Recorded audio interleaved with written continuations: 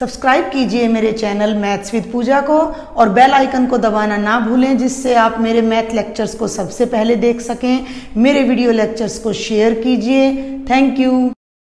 Hello students, welcome again. आज हम करेंगे सैम्पल पेपर के पार्ट 1 का सेक्शन ए। क्लियर?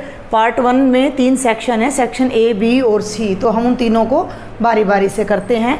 तो मैं आपको बता दूं कि ये जो पार्ट 1 है ये थोरोली आपका सब्जेक्टिव पेपर है। सब्जेक्टिव मीन्स इसमें आपको 2, 3 और 5 मार्क्स के आपके क्वेश्चन आएंगे। थोड़े से जिन्हें आत्मनिष्ठ प्रश्न कह दें या लॉन्ग क्वेश्चन आंसर कह दें, 1 मार्क्स इज अबव के। ठीक है, तो सेक्शन ए में आपके 5 क्वेश्चन हैं और हर क्वेश्चन के 2 मार्क्स हैं, ये आपने ध्यान रखना है। तो ये जो कंप्लीट सेक्शन है आपका बेटा जी, ये कितने नंबर का है? ये आपका 10 मार्क्स का है। क्लियर भाई? तो हम यहाँ इसका पहला क्वेश्चन स्टार्ट करते हैं। 2 क्रमागत धनात्मक पूर्णांक ज्ञात करो जिनके वर्गों का योग 365 है। वर्गों का योग, ये चैप्टर 4 द्विघात समीकरण का क्वेश्चन है।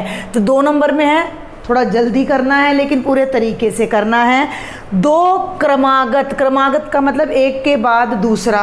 तो 2 क्रमागत संख्याओं में कितने का फर्क होता है?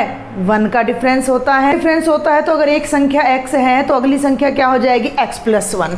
ठीक है, तो आप यहाँ एक ही लाइन में भी लिख सकते हो, माना 2 क्रमागत धनात्मक पूर्णांक, माना 2 क्रमागत धनात्मक पूर्णांक x और x जमा 1।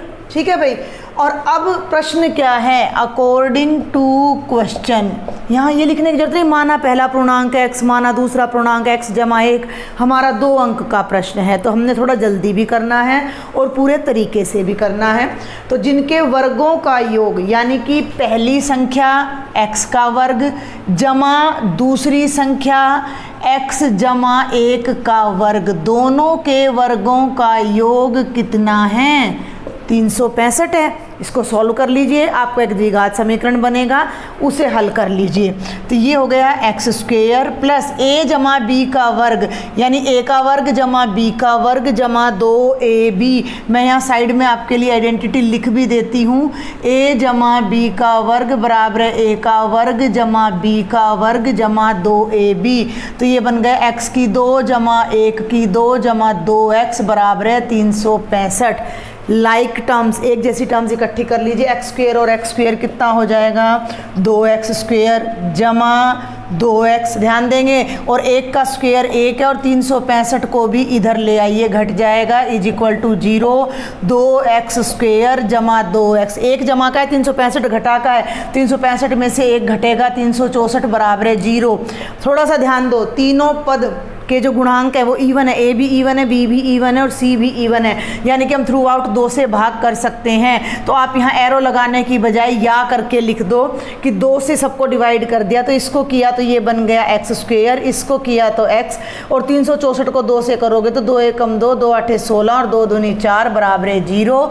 ये आपका द्विघात समीकरण बन गया। अब आपने इसको सॉल्व करना है, या तो आप विविक्तर वाले तरीके से करें, वरना आप इसके मध्य पद को तोड़ लीजिए। बड़ा फेमस सा क्वेश्चन है। इसके गुणनखंड बनेंगे 14 और 13। फिर भी मैं आपको गुणनखंड का तरीका फिर से बता देती हूँ कि हम क्या करते हैं कि इन दोनों का जो गुणनफल आता है 182 का और 1 का, उसके हम अभाज्य गुणनखंड करते हैं। 2 × 18, 2 एकम 2, और ये 3 पे तो जाएगा नहीं, तो 7 एकम 7, 7 तिया 21 और 13 एकम 13। तो 182 के टुकड़े बन गए 2 × 7 × 13 अभाज्य गुणनखंड। अब या तो 2 का जोड़ा इन दोनों से लो, तो ये तो 2 बन गया और ये 91, और 91 और 2 का अंतर तो 1 नहीं आएगा ना। अब 2 और 7 का जोड़ा गुणा कितनी बनी? 14, 14 और 13, तो भाई 14 में से 13 गए 1 और गुणा 182 आ ही रही है, तो मैं आपको पहले ही पेयर बता चुकी हूँ। तो ये बनेगा x² जमा 1 की जगह आप लगाएं 14 घटा 13, x घटा 182 बराबर है 0, और ये बनेगा x² जमा 14, x घटा 13, x घटा 182 बराबर है 0। इन दोनों में से x कॉमन ले लीजिए, x जमा 14, इन दोनों में से 13 कॉमन ले लीजिए, तो x घटा घटा जमा 14। मैंने आपको बताया हुआ है कि ये दोनों गुणनखंड हमेशा समान आएंगे, अगर ये समान नहीं आ रहे तो आपका क्वेश्चन कहीं रोंग है। तो अभी ये दो पद है भाई हमारे पास, इन दोनों में से x जमा 14 को कॉमन ले लो, यहाँ से x जमा 14 बाहर गया तो केवल x बचता है, यहाँ से गया तो केवल 13 बचता है बराबर है 0। इन दोनों की गुणा 0 होने का मतलब है कि या तो x जमा 14 0 है या x घटा 13, मतलब इन दोनों में से एक तो 0 जरूर है, ठीक है, वरना गुणा 0 नहीं आएगी। तो यहाँ से x की वैल्यू आ जाएगी -14 और यहाँ से x की वैल्यू आपकी आ जाएगी 13। लेकिन हम ऊपर लिख चुके हैं कि ये x और x जमा 1 धनात्मक पूर्णांक है, तो x का जो ये मान है -14 ये तो संभव नहीं है।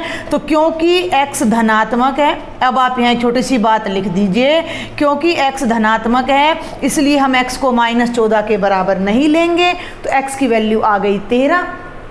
एक पूर्णांक 13 आ गया, तो दूसरा पूर्णांक अब आप यहाँ लिख दीजिए, दूसरा धनात्मक पूर्णांक, तो वो 13 से 1 ज़्यादा है, तो वो आपका कितना हो जाएगा 14। और लास्ट में आप आंसर की समरी करके ज़रूर लिखें कि हमारे दो आंसर आ रहे हैं 13 और 14। सेम क्वेश्चन मैं अपने रिवीजन वीडियो में भी करवा चुकी हूँ, जहाँ मैंने चैप्टर 4 का रिवीजन कराया है, क्योंकि यही क्वेश्चन सब पिछली कक्षाओं से आपके पिछले पेपर से बार बार घूम घूम कर आते रहते हैं। चलिए अब हम आगे बढ़ते हैं। क्वेश्चन नंबर 2, ये भी केवल 2 मार्क्स का है। यदि बिंदु ए, बी, सी और डी एक समानांतर चतुर्भुज के शीर्ष इसी क्रम में हो, क्रम नहीं बिगाड़ना है कि भाई आप ए को पहले ले लिया फिर बी छोड़ के सी ले लिया, नहीं। अगर ये मैं यहाँ आपके लिए कोई समानांतर चतुर्भुज ड्रॉ करती हूँ तो ए के बाद बी, बी के बाद सी और डी इसी क्रम में आने चाहिए, यानी ए 6 1 है, बी 8 2 है, सी के निर्देशांक 9 4 हैं और डी के निर्देशांक P और 3 हैं, और ये एक समानांतर चतुर्भुज है, तो हमें P का मान ज्ञात करना है। ठीक है भाई। अब समानांतर चतुर्भुज की प्रॉपर्टी आपको पता होनी चाहिए। सबसे पहले तो आप यहाँ लिख दीजिए क्वेश्चन नंबर 2 कि दिए गए बिंदु, क्योंकि सीधा ही लिख दीजिए, सारी बातें इसी में आ जाएंगी, क्योंकि दिए गए बिंदु A 6,1, B 8,2, सी 9,4 और डी P,3 एक समांतर चतुर्भुज, एक समांतर चतुर्भुज ए बी सी डी के क्या हैं भाई, शीर्ष हैं, एक समांतर चतुर्भुज के शीर्ष हैं। और ये हमें पता है कि समानांतर चतुर्भुज के जो विकर्ण होते हैं वो एक दूसरे को समद्विभाजित करते हैं, तो AC और BD का जो मध्य बिंदु है वो समान होगा। क्लियर।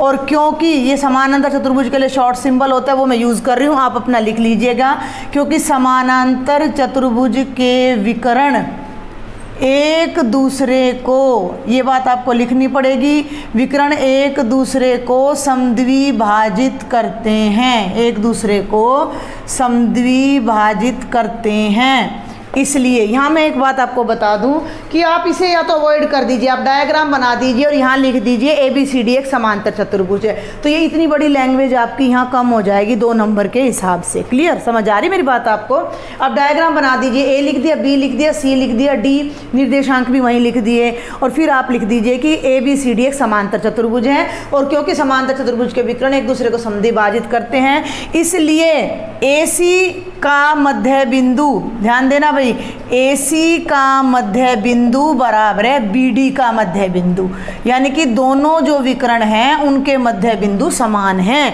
भाई AC का जो मध्य बिंदु है वो भी वही है और BD का मध्य बिंदु भी वही है। अब मध्य बिंदु सूत्र आप लगा दीजिए। ये हमें पता है कि अगर किसी रेखा के निर्देशांक जो है स्टार्टिंग पॉइंट और एंड पॉइंट के जो निर्देशांक है वो x1 y1 x2 y2 हो, तो मध्य बिंदु कैसे निकलता है, x1 जमा x2 बटा 2 और भाई y1 जमा y2 बटा 2, इस तरह से निकलता है। तो आप फटाफट से अब इनके मध्य बिंदु निकाल दीजिए और देख लीजिए, उसकी सहायता से P आ जाएगा आपका।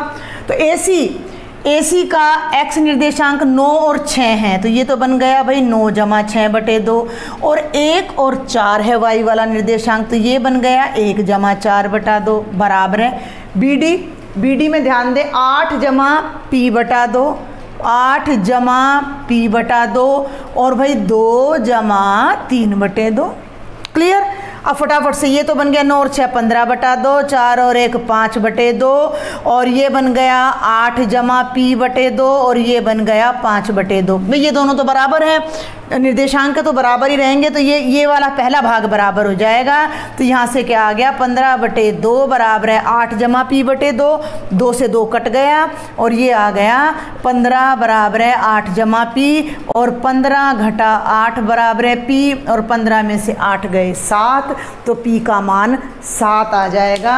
इसमें आप लंबा करने से बचने के लिए इस लाइन को आप ख़त्म कर सकते हो अगर आपकी स्पीड लिखने में थोड़ी कम है तो, क्योंकि 2 नंबर में मेन बातें आपने लिखनी है। डायग्राम आप बना लीजिए, डायग्राम से क्लियर हो गया, कोऑर्डिनेट्स भी क्लियर हो गए, डायग्राम भी क्लियर हो गया, और फिर फटाफट यही लिख दीजिए क्योंकि यह एक समांतर चतुर्भुज है तो इसके विकर्ण समद्विभाजित करेंगे और आगे फिर अपना क्वेश्चन सॉल्व कर दीजिए। ठीक है भाई, आगे चलते हैं। क्वेश्चन नंबर 3, मान ज्ञात करो। ये भी मैंने आपको अपने रिवीजन वीडियो में करवा रखा है, सभी क्वेश्चन वहीं से आ रहे हैं, तो अब मैं यहाँ पर डायरेक्ट आपको सोल्यूशन करके दिखा रही हूँ।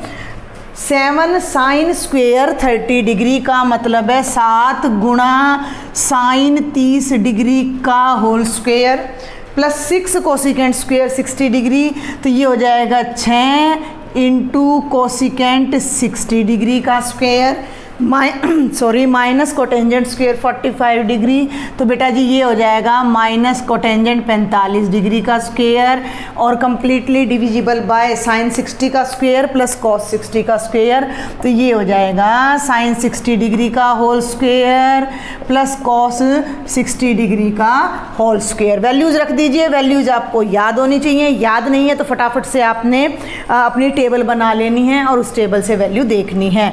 तो साइन 30 होता है भाई 1/2 का whole square, sine 30 cosecant 60 sine 60 √3/2 cosecant 60 2/√3 का होल स्क्वेयर, कोटेंजेंट 45 1 होता है, डिवाइडेड बाय साइन 60 होता है बेटा जी √3/2 होल स्क्वेयर, और कॉस 60 होता है 1/2 होल स्क्वेयर। थोड़ा ध्यान से करेंगे, 7 इंटू 1/4 प्लस 6 इंटू 2 का स्क्वेयर तो 4 हो गया भाई, √3 का स्क्वेयर 3 हो गया, 1 का स्क्वेयर 1 हो गया, ये देखो √3 का स्क्वेयर 3 हो गया, 2 का 4 हो गया बाय 1/4। चलें आगे, 3 दूनी 6, 4 दूनी 8 में से 1 गए तो 7 आ जाएगा, ये तो बन गया 7 बन जाए 7/4 प्लस 4 दूनी 8 घटा 1 बटे, देखो दोनों में 4 लघुत्तम है तो ऊपर वाला जुड़ जाएगा 4/4, और 4 से 4 कटकर नीचे तो 1 आ गया, तो ऊपर कुछ नहीं रह, मतलब नीचे तो कुछ नहीं रह गया, 1 रह गया, ऊपर क्या रह गया 7/4 प्लस 8 में से 1 गया 7,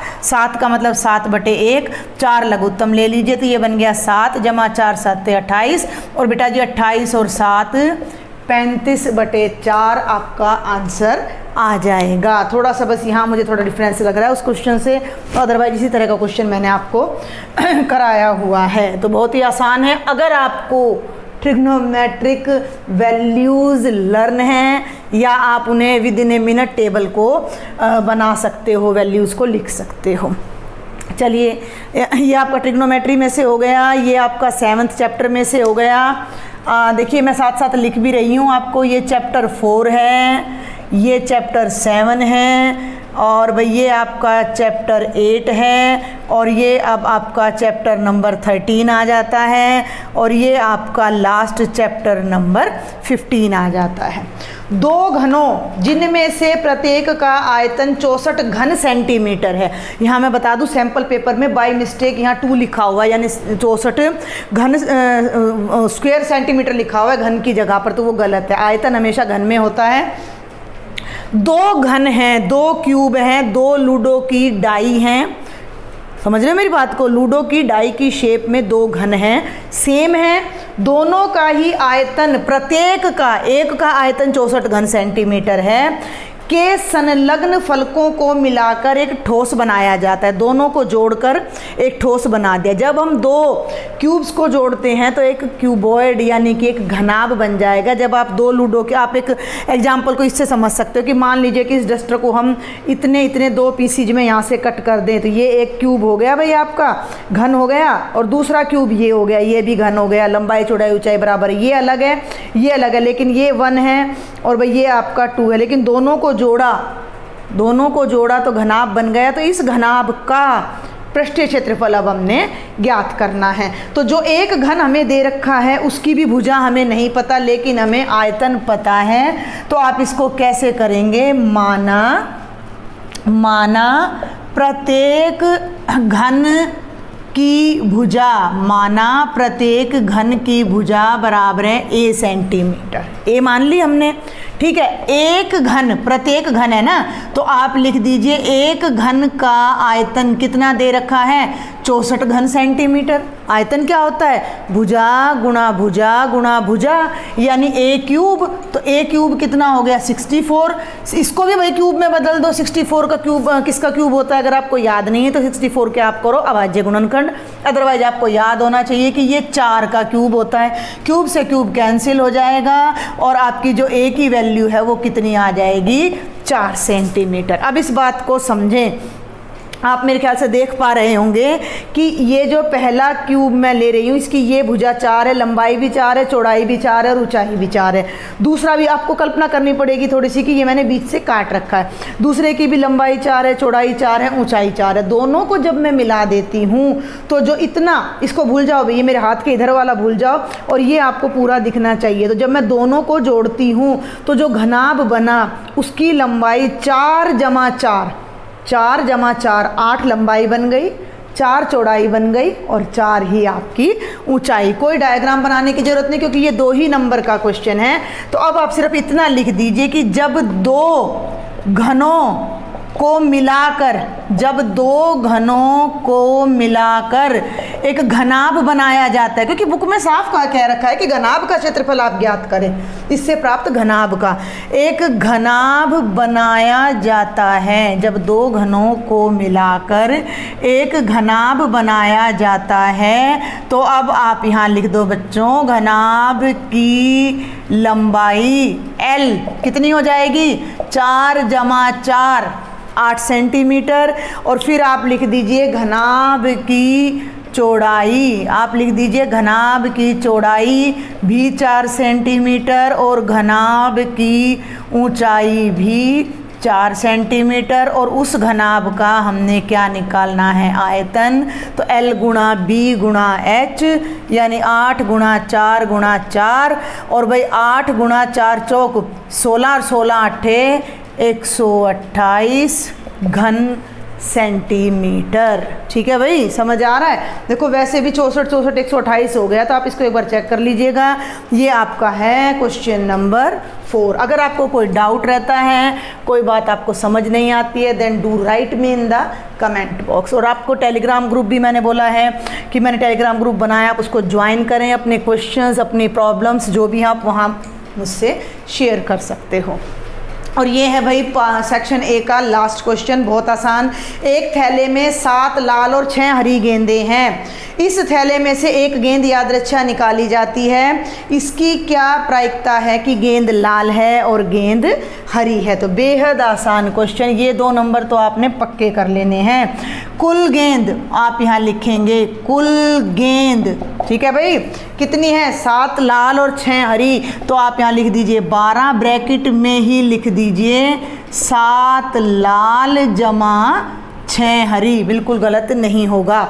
और नहीं तो अलग से लिख दीजिए यहाँ पर लाल गेंदों की संख्या 7, और बेटा जी यहाँ लिख दीजिए हरी गेंदों की संख्या 5। ठीक है भाई, 7 लाल, 5 नहीं 6, हरी गेंदों की संख्या 6। तो भाई ये तो 7 और 6 कितने हो गए, 12 नहीं हुए भाई, ये हो गए 13। हम फिर से वेरीफाई कर लेते हैं, 7 लाल 6 हरी 13 गेंदें हो गई हैं। पहला भाग है लाल गेंद की प्रायिकता, बस इतना सा प्रश्न है। लाल गेंद की प्रायिकता बराबर है लाल गेंदों की संख्या बटे कुल गेंद। ठीक है भाई, तो लाल गेंद की संख्या कितनी है 7, कुल गेंद कितनी है 13। आ गया answer. And on the same line आप लिख दीजिए हरी गेंद की प्रायिकता बराबर है हरी गेंदों की संख्या बटे कुल गेंद, और ये आ जाएगा 6/13। तो ये बेहद बेहद आसान कहूँगी मैं आपको। अगर इस तरह का आपका पेपर आता है तो आई थिंक आप श्योरली बहुत अच्छे मार्क्स ले सकते हैं। जिन बच्चों को पास होने में प्रॉब्लम है वो भी आसानी से पासिंग मार्क्स ले सकते हैं। अगर आपको इसमें कोई डाउट है आप मुझे कमेंट बॉक्स में लिखें, अपने सजेशंस दें। If you like my lectures please do share and subscribe the channel. Thank you.